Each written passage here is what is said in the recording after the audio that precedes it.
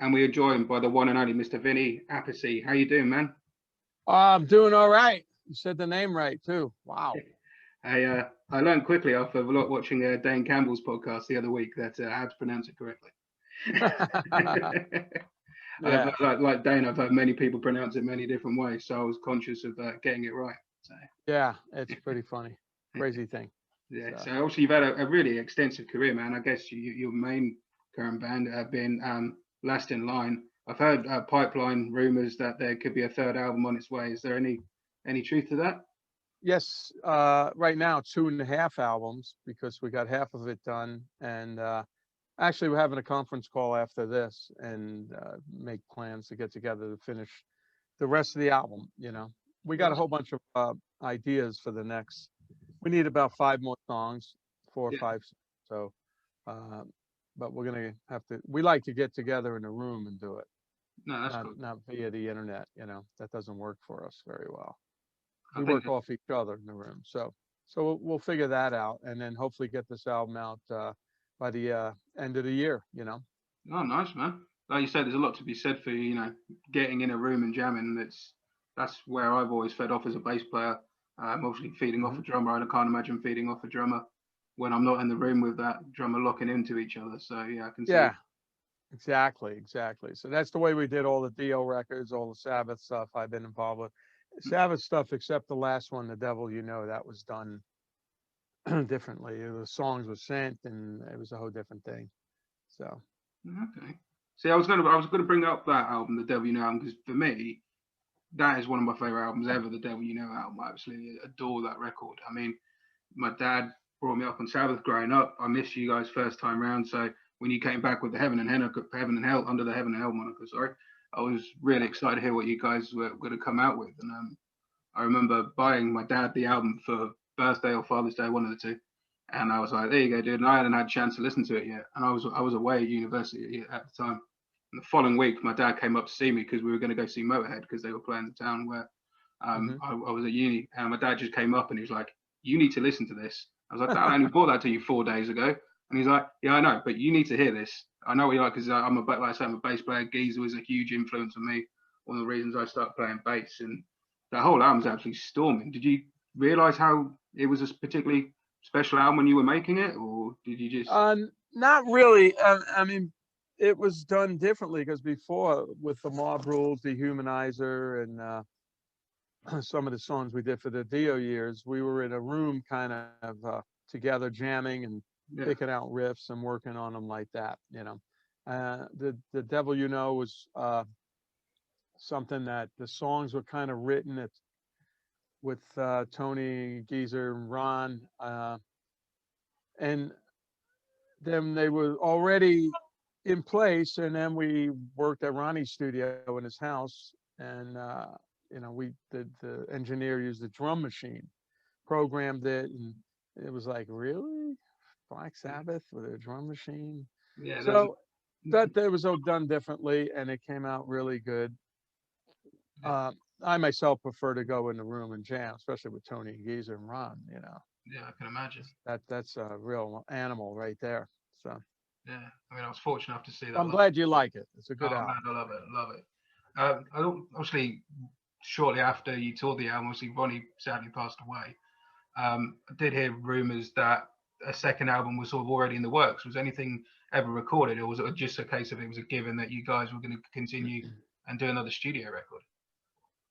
We were planning on doing what was coming up. We were planning on doing more touring, and then another record after that. Okay.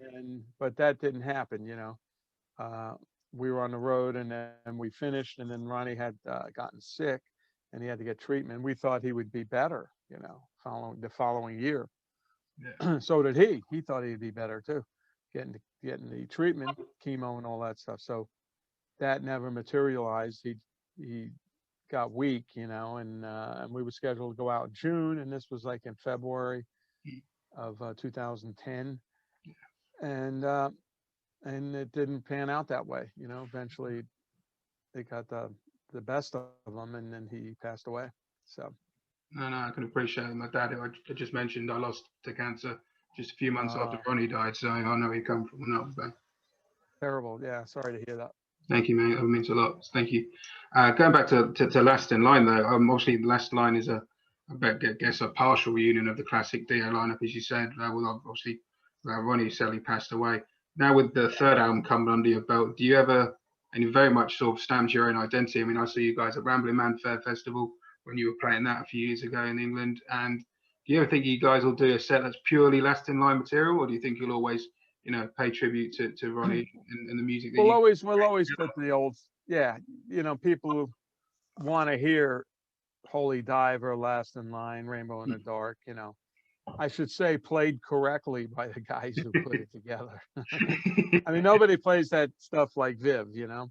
and it's just that feel. Viv and I have we lock in together and we have that feel. So we'll always put those classic songs in. People want to hear that stuff, A lot of bands mistakes of not, they want to go out and do all new stuff, and then the people go see them and they questioning why they didn't hear the old stuff that was, some of the old stuff, some of the old tunes that were big.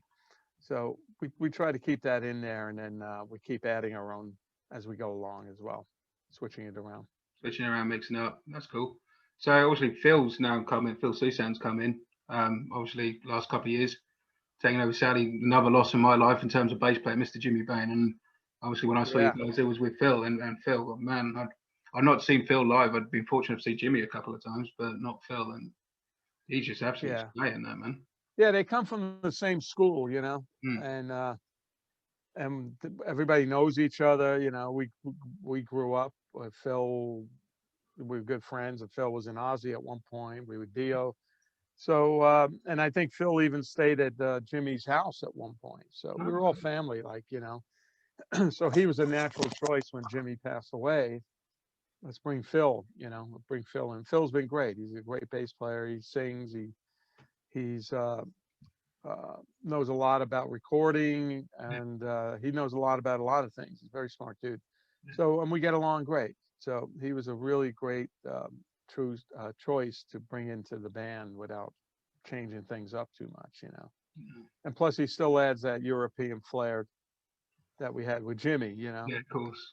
Yeah. So that's what Dio was half American, half European. So yeah, it's definitely that collective influences there, wasn't it, with Dio?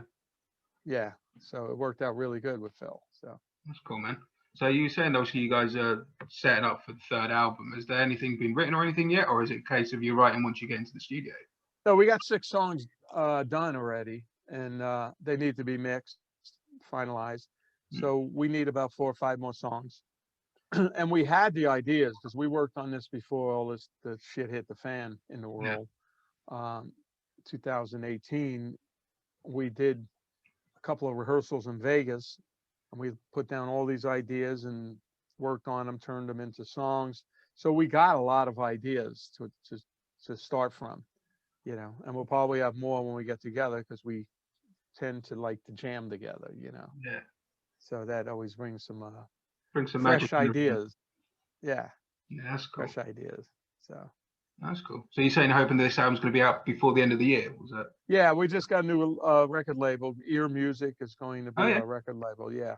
So we just signed with them, and it's a whole new thing, and they're really into it. And I hear they do a great job with their artists. So we're looking forward to working together with them, and actually putting the album out and promoting it and having a big interest in it. That's very important, the marketing and all that stuff. So we're looking forward to that. Oh man, well I'm looking forward to hearing those songs when they appear, dude. Can't wait. Yeah, it's gonna be good. It's gonna be good. It's gonna be cool. I tell you, just doing what you guys do best, and not straying too far from the truth of it. Yeah, luckily all the bands I've been in, which include this band, Last in Line, Sabbath, and Dio, nothing was ever written except The Devil You Know. Nothing was ever written and brought in. Nobody came in with a full song. Yeah. They might have come in with a riff. Ronnie might have had a riff. Tony always has riffs, and then we built upon that. We jammed, and that's cool, man. Let's tape it. Back then, we taped it, recorded it, and then listen back and go, that's a good way to start on that lick, you know, put a Yeah. song around it.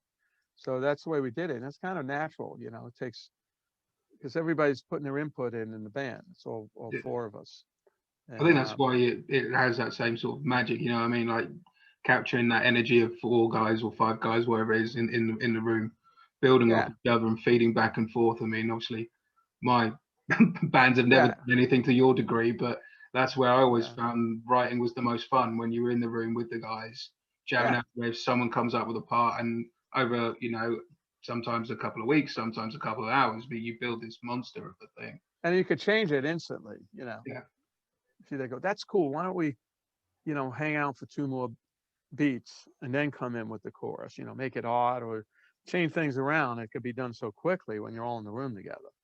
You know, you do this stuff over the internet. Go, wait a minute, I got to edit this yeah. fucking, put two more beats in there or whatever you want to do. But yeah, so that's the way we prefer to work together. Even changing accents, like well, accents in terms of how you know, on drum kit or how you're picking your bass strings. Like for myself, like you can change a whole sound of a song just by changing how you play the riff roll or the drum beat rather than not changing it necessarily. So Oh yeah, yeah. I mean, it's um, just you know, you do what comes natural, and we all, especially Viv and I, played together so many times, yeah, and we've been on the road. We've done a lot of gigs, so the band's really tight. So it's really fast when we get together and work on stuff. yeah, I mean, we could probably get together in 4 days, 4 or 5 days, and write another four songs, and then go in and record it on the fifth day. that's You know, impressive. we're pretty quick. Yeah, That's cool, man. So do we you have fun. We like it. So yeah, that's the main part, and that's what I certainly fed off what Lena when I saw you guys at Rambling Man Fair. That obviously shows live when you guys play together. You can tell when a band's enjoying themselves with each other, and you can tell when a band maybe not quite getting on. right. Whether you can spot that a mile off, that's for sure. Yeah, if you're on stage and you're not having a good time, you expect everybody else to have a good time. You know, it's like eh, you see the band having a blast up there, and you know people love that stuff. Yeah, You know, definitely. so we really love playing together. You know, so that's important. You know, I important think, part. like I say, the audience feeds off that. You know what I mean? It's like that thing when you see a band you enjoy, really enjoying still and what they're doing. And then you Yeah, feed off it as when obviously being in the crowd and the crowd gets buzzing and it sort of goes round and yeah, it's the always same good to thing. see, man. Like Holy Diver, when we made that record, we were all having fun. Hmm. It was like anything goes, and it was just a blast. You know, we were having a lot of fun to hanging out together, doing crazy stuff, and then um, you could tell on that record the energy's there, the fire is tight, and Hmm. you know the band was very, very uh, happy and full of energy. You know, So it wasn't work. when you were making Holy Diver, did you realize how much respect that was going to gain in the rock and metal community of Nah, the last 4 years? not one bit. We just thought, you know, we're gonna, you know, Marani and I came out of Sabbath, which was big, and Yeah. it was Sabbath, and the albums did well. And then we just thought, well, we're going to do as best we can. This is a new band, and Hmm. started putting things together. And we didn't have any inkling that this was going to be one of rock history kind of legendary albums, you Yeah. know. And we were having fun. And then, you know, we listened. We went, yeah, it sounds pretty damn good, you know.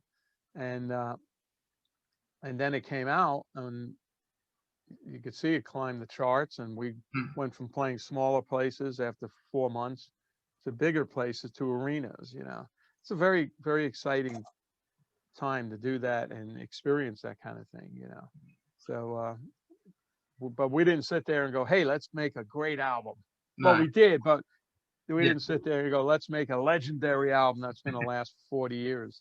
Yeah. We didn't do that, but it speaks for itself. It's still going Yeah. Certainly does. on, still selling. Yeah, Definitely does. crazy. So what was what's obviously you played some like insane shows like Wacken and stuff like that. Is Wacken the biggest crowd you guys have played too? Or? Wacken was pretty big. That was 2009, Yeah, and that was pretty big. I think there's 80, 90,000 yeah, people that's there. impressive. Yeah, so I mean that's the biggest I've played. We played Sweden Rock. There, I don't think anything topped 80, 90,000. You know, Yeah, it wasn't like a Woodstock thing where there's 200,000 people. You know, back then. So it was thrilling, you know. It was great playing. That was so wide. There was so many people. The width of it, usually it's as wide as the stage, and it kind of goes back. Yeah. Wackham was very, very wide. The stage was huge, and the people was spread out, and it went all the way back. So that's the thing. I've never been to Vaca myself, but I've had some friends who've gone over there, and that's one of the yeah, things my mate Matt was saying, because he was out there showing you guys play in 2009. I remember Matt saying that it was weird because he said, "Well, I tried to do my normal thing like me and him would do, where sort of go down the side and then try and cut in to get into the closer down the front." And he said he went to go down the side, and then he sort of turned around and went, "Oh, hang on, this is square. It's not, you know, I've not gained anything by doing this time around." But yeah. like, It's not a rectangle. yeah, That's like right. not like a UK festival like Download or something where you just can cut Hmm. in at the side and you're okay. But yeah, I remember Matt It's telling funny because back in the day, in the 80s, when all these big festivals we played with Dio, me. most of the bands were from LA. Oh, You okay. know, it was like all our friends there go, you know, hey, what are you playing? Oh, yeah, you know, all the bands, you know, Van Halen, who else? Rat, and all the bands. A lot of them came from LA, and it was really funny. Motley Crue, Yeah. and we'd all hang out. We were in Europe and going, look at this. There's like 2 European bands, and the rest of them were American bands from California, of course. So that's just the way it was at that point, you Yeah, it know. was just a big scene. A lot of the bands came out from that area at that time. So Yeah, yeah, from that place. So it was that's a lot of fun. that's cool, man. So going back to more recent projects, am I right in thinking the Resurrection Kings album is out next month? I mean, I heard the Yeah, single. that comes out next month. Yeah, that's an album on Frontiers Records we did. That's the second album, Hmm. and you know, it's a good record. That one's done on the internet, you know, Okay. because everybody's all over the place, and we'll see when it comes out if there's any plans to do some dates, Yeah. touring dates and stuff like that. So So now, how when come you you're doing a rock interview? You're wearing white shirt. I thought I'd mix it up. Yeah, I went, "Why, he's wearing a white shirt." Okay. Uh, I did have a black one, and then I changed it because it was oh, okay. But no, I should have stuck with the black. I remember that Yeah. next time. We all wear black until they invent a darker color. That's very So true. I should have remembered the correct rule. yeah. Well, over here I'm in California now. It's getting hot. It's like the other day it was 108 degrees Fahrenheit, and that's pretty warm out. So now it's like, well, maybe time to take out the tank tops and the color, lighter color. So you're gonna go outside, but I'm home. I'm not really Yeah. in front of people. So See, I don't have an excuse. This is England. There's never going to get that hot. So. no, no. Yeah, and now it's hot. You go, oh man, I'd rather be in the cool weather. You know. That's what made me laugh yesterday, man. I was in the gym yesterday, and there was people just moaning about how hot it was, and I'm like, "What are you on about? This is great. We never get this." Right, right. Yeah, that's funny. Yeah, I've been there. I've been there when I haven't seen the sun in a week. You know, Yeah. and overcast but I like that weather. I think that's great. When we recorded the Humanizer, the Sabbath album, Oh yeah. Ronnie and I lived in a house in Stafford, and that's where we would rehearse. Were you? And That's that at was Rockfield that was recorded, was it? Was it Rockfield? yeah, Yeah. and so we lived there and rehearsed in the living room. Tony and Giza would drive in each day and we'd rehearse, and Yeah. that was like in October. So the weather was always kind of gloomy. The clouds were overhead, and it was great for making a heavy album, Yeah. I a bet dark album. Yeah, it was no like sunshiny, happy day there, you know, with the sun shining and the flowers popping out. It was drizzly, it was damp, it was cool. I loved it. Obviously, over your career, man, like you said, we mentioned Ronnie and everyone else that you've sort of been working with. Obviously, I didn't realize until listening to the Dane Campbell podcast that you'd actually backed up John Lennon as well. But um, Yeah. pretty mental. That was Yeah, pretty. that was pretty crazy. Happened to be in a band that the guitar player knew Jimmy Iovine, who worked with Lennon and produced so many people, and then started Interscope Records, Beats Audio. So Jimmy really liked us. We had 4 horn players. It was kind of a funk rock band. So he brought us into Record Plant Studios, and they liked us so much they signed us to a management deal. So we were there all the time. They gave us a rehearsal room on the 10th floor in Manhattan, which is Oh wow. unheard of. you know, we got a free room, big room. We can rehearse anytime we want.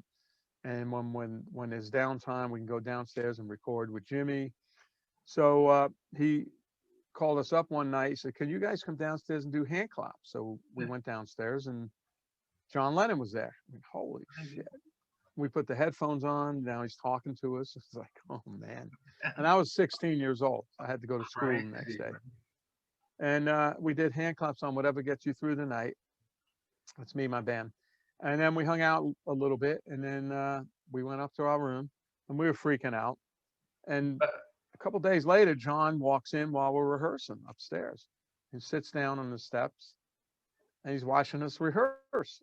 Wow. And like your muscles start cramping. Like, oh shit, you know. God, this John. So we got to know him really well. He used to come up all the time. There's a pool table there. We played pool. Yeah. Smoked a couple of joints with him, and it was a real cool thing. Then he asked us to do 3 videos for his DVD. Yeah. And then he produced the singer, which was the owner of the record plant's wife, Lori, who just passed away. All right. He produced her, so we worked with him as a producer for 8 songs. Wow. So we got to know him pretty damn good. And then he asked us to do a live TV show, Sir Lou to Sir Lou Grade, and that was broadcast around the world. And then I find out later that was his last live appearance. Oh wow, man. And I'm like, I was 16 years old. I used to go to high school the next day. We call it high school. Yeah. We call it high school. I thought you're supposed to get high and stay outside. That's what I did at school. But I did. You kids at home shouldn't do that. No. That was a different time. So we did that show, and find out that was his last live appearance, and it was in a guitar magazine, a big picture of John and my band, and they mentioned John, of course, and they mentioned me, which I thought was, wow, that's an honor, you know. And that was his last live appearance, so it's crazy. That's amazing. Then when we went to do the Mob Rules album, not album, but I joined Sabbath, and we're on the Heaven and Hell tour, 1980. And Warner Brothers wants us to do a song for the movie Heavy Metal. Yeah. So we had a couple of days break somewhere in England. So they arranged to go to John Lennon's house and record there. Oh, wow. Where he did Imagine and all the stuff, all the videos were done there. So this is after he passed. So I'm like, oh, this is great, you know. Check in, I get John's room. Wow. Did they know the connection, or was it just like coincidence? Coincidence. Wow, man. I mean, I'm the only guy that played with him. Yeah. I got his room. But he just passed away, and I thought, I don't know if I want. I don't know. It feels funny staying in there. Yeah, I can see that why that would make it, especially so soon after he passed away. I can see why that'd be a bit. But that was, you know, so I got a different room, and but it was a trip, man. You open the closet doors, and all these Beatle records fall out, platinum records, awards, and merch. I was just stuff all over the place, and even the band, you know, which is Black Sabbath. We're all going, look at this, Sergeant Pepper's. Look at this picture. Look at this. That was a trip. I wish I had a cell phone then with taking pictures and movies. Back then, you had a camera. I got some pictures somewhere. I don't know where the heck they are. Oh man. Yeah. So that was a trip. Yeah, I bet that must have been incredible. Yeah. It must have been absolutely incredible to do that. When you were growing up, though, was it just your brother that made you want to play bass, or was it, you know, the Beatles? Was it the Stones? Was it, you know, he was? No, it was. When I was really drums, yeah, it was. My brother's 11 years older than I am. Yeah. So when I was like 7 years old, he used to have the band come over in the house in Brooklyn, New York, my mother's house and father's house, and rehearse. And I would sit on the floor and watch them. And I had a live band for entertainment. It was awesome. Amazing. And I'd look at all the amps and all the wires, the gear, and wow, how cool is this? So that got my fire going. Then as Carmine progressed, he got in the band called Vanilla Fudge, and they became successful and made albums, and you could hear them on the radio. And that was just like overwhelming to me. I said, well, I want to do this, you know? So he always left drums in the house. So I just pursued practicing them, and when he'd come back off the road, I'd show him what I learned, and he told my parents, send him to drum lessons. He's really good. So I went to the same drum teacher as Carmine, Oh, this that's guy cool. in Brooklyn. His name was Dick Bennett. And then I practiced a lot, you know, stayed home and practiced every day. And I knew because Carmine was one of the top drummers Yeah, of course. back then, especially back then. Um, so I thought, well, if I'm going to play, I have to be really good. I can't be some schlep that, well, that's Carmine's brother. He didn't play as good. He's slow, all that shit.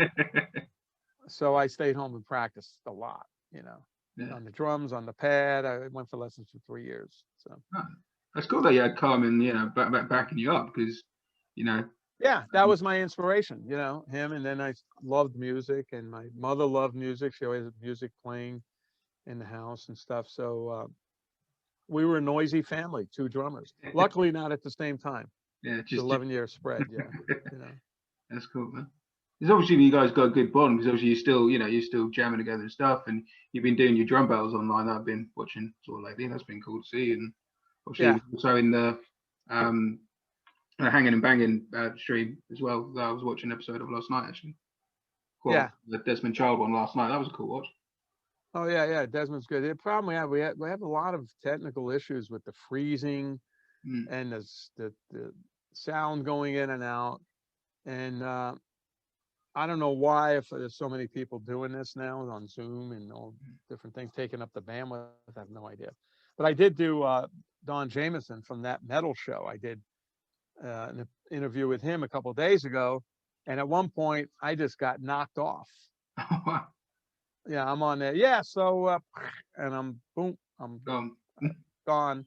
Then I had to reconnect, and it froze a couple times. So I don't think it's just us. It's a lot of these shows, the bandwidth or whatever is just a little funky. yeah, So, but it's fun to do. I love hearing the stories. Like Desmond Child has some great stories yeah, man. of how these big, huge songs came about. Yeah, Stories that's always behind them. interesting, isn't it? Just as a music fan, to see how those big songs and those songs that were, like you say, they were huge hits, just sort of how they sort of got extracted from the ethos, as it were. Like you said, Dude Looks Like a Lady from Aerosmith was Steven Tyler was going to call it Cruising for the Ladies. Cruising for the ladies, yeah. And he said, that sucks, man. What is this? Van Halen, 1980 something. And then he came out with Dude Looks Like a Lady, and Desmond Child went, that's it, man. That's cool. So yeah, it's great stories. Yeah, man, definitely. So how's that been going alongside the obviously you've been doing your behind the kit podcast as well that you've been sharing. Oh, it's good. It's keeping me busy. I tell you, the Behind the Kit is that's sponsored by my drum company, Sawtooth Drums. Yeah. That's over there, and they've been great. I've been doing that almost a year. I think it's a year this month, Oh wow. and I've been doing it. It's fun. At first it was kind of a teaching thing, but Yeah. then it became, more of a telling stories and hanging out. And I'll just play. I'll show some stuff. I'll play the music, and so it's a lot of fun. But it kept me in shape the entire time. Yeah. It kept me in really good shape because I didn't want to go up and not practice and No, of course. cold. I practiced, a couple days before. I did lessons. So the whole thing, I've been busy the whole pandemic thing, which kept me in shape. And 2 weeks ago, I did 2 shows in Ohio with a band. I Oh, do this all over the world. It's a Sabbath kind of thing. I play most of the Sabbath songs that I'm on, Marv Rules and some of Dehumanizer, then a couple of Dio songs and a couple of old Sabbath songs. oh, cool, man. I've done them 3 or 4 times there in Ohio area. I did 20, 30 shows in Europe, South America, and it's fun. It's good. People love the music. So I just went and played 2 live shows, and I was wondering if my body's gonna do it. I cramp up because I'm a lot louder with a band. But man, I was in shape. I was like, yeah, this is cool. That's from playing. So my show's every Tuesday, 4 p.m. California time on Facebook. That's cool, man. So I love doing it. The only problem I'm having is they keep banning the records I'm playing to, songs. Oh, okay.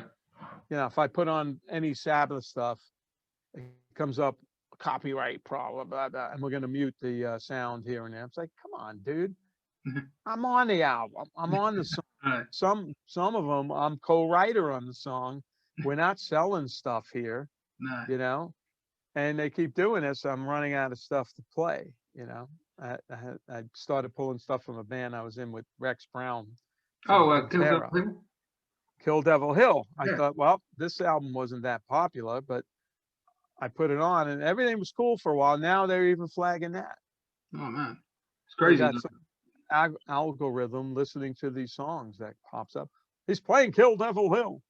Well, I own the song, you know. And then the process to clear it takes a couple of weeks. But Yeah, I need songs now, you yeah, know. of course. Each week I need a song, you know. So I No, even asked the people watching, I said, anybody that plays some heavy stuff, guitar or bass, you want to send me a track, you know, without the drums or with the drums and take them out later, send them. And if it's good, I'll put it together. I'll play to it, you know. that's cool. That can't be copyrighted by them. Like you say, that the mate of mine is in back. You know, I've got a few mates and bands over the years, but they were my mate's band Bad Touch. They were doing a live like acoustic show thing, stream thing, during the pandemic, just to try and keep everyone entertained. And they had exactly the same thing. They were playing their own music live stream, and all of a sudden they got the thing come up, and we were like, all of a sudden everything got blocked, and it Why was. was that released and copywritten? Their It stuff? was their album had been released and everything. Yeah, yeah, they'd released their album and all that. That's Like, so stupid. That's yeah, and but they were ridiculous. doing like, oh, they thought, oh, obviously there's been no gigs the last sort of 18 months, and they thought, oh, well, they all live fairly close to each other, and they just decided, That's well, crazy. we can get together and jam, so let's do a little live stream show for everyone. And we were sitting there watching it, me and my wife, and I put it on, and it was just all of a sudden it just stopped, and they're like, Wow. sorry guys, we apparently can't play our own music even on acoustic sessions. It's just. Pretty soon I'll be playing Happy Birthday or something. That might be public domain. It might well be. It might well be. Happy birthday! Come on now, yo. I was going to say, as long as you put your slant on it, I think it'll be all right. Oh yeah, I'll do that. I might do that. Actually, it's a good idea. Search public domain song. There'll be some songs, and I'll just put the slams and Yeah, drums on it. put slamming drums on over top of it, it'll be fine.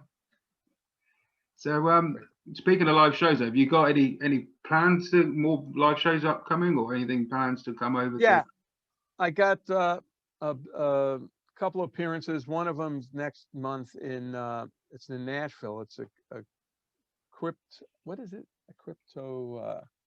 I should get the name of these things. But anyway, it's I'm gonna look on this computer here, and I got some shows with my brother. It's Crypticon, Kansas City, 2021, and what that is celebrating 10 years of horror. Sounds good. I love it. I get booked on these things. Yeah, so Crypticon, Kansas City, and that is the weekend of August. No, I'm sorry. July, the second weekend in July.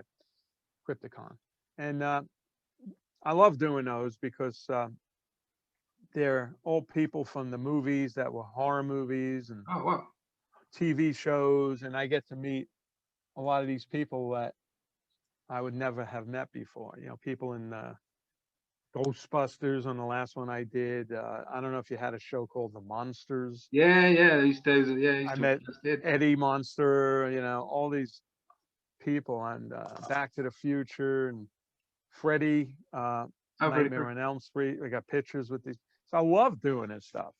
So if you want to, anybody listening in that area, we're going to be there that weekend, Crypticon, and it's cool because they can come by tables. We got stuff. Obviously, they want autographs and stuff. Yeah. And then it's not so hectic as a gig where you want to talk to somebody, you know.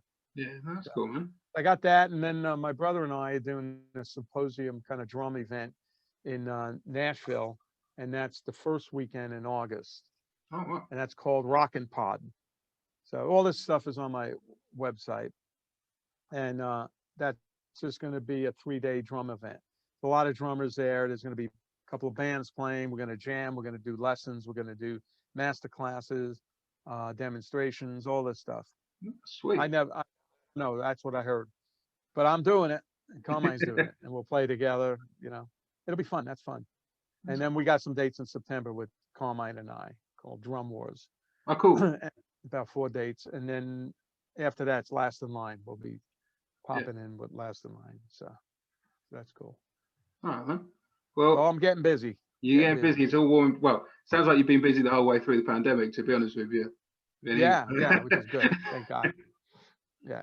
Good to see stuff starting to settle back into what you want to, last in line and everything. First of all, I'm going to do one more question, but before I do, thank you so much for your time, Vinny. It's been really cool talking. Oh, pleasure. Thanks really, for having me. No, really appreciate your time, dude. Really, really do. What part of England are you in? I'm in Suffolk, so just about 2 hours outside of London. Oh, okay.